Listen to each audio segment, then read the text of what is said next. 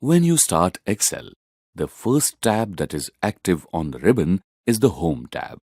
This contains the most commonly used commands. Let's enter some text in this Excel sheet. Say you want to enter data related to some students and their marks. Enter the column heading Roll Number. Press Tab to go to the next field.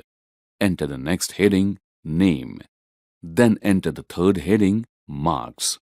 Now enter the roll number 1. Then enter the name of the first student. You can see that the heading exceeds the width of the cell, so you need to increase the column width. Double-click the border between the row headings A and B.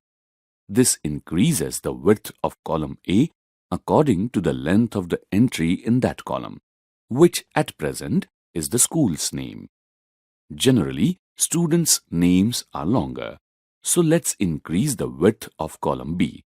For this, place the mouse pointer on the boundary between column headings B and C. When it changes to a two-headed arrow, drag to the right. Similarly, you can drag to the left to reduce the column width.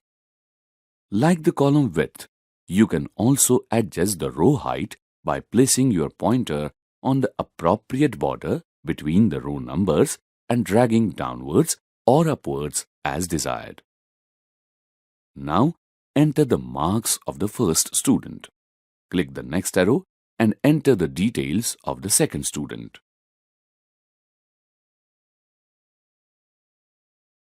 Autofill. You know, there is a very useful Excel feature called Autofill. This helps you to conveniently complete a series. You can use it to quickly fill in the students' roll numbers if they are in sequence. Select the cells containing the first two roll numbers. When you place your pointer on the bottom right corner of the selection, it changes to a plus sign. This is the fill handle. Drag the fill handle downwards to fill in the series of numbers as required.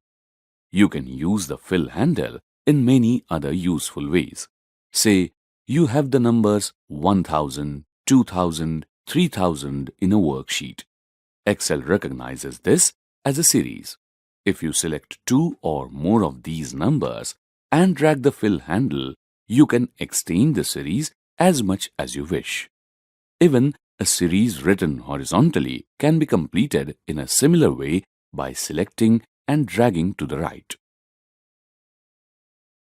If you enter a month name, say January, you can easily enter the rest of the months using the fill handle.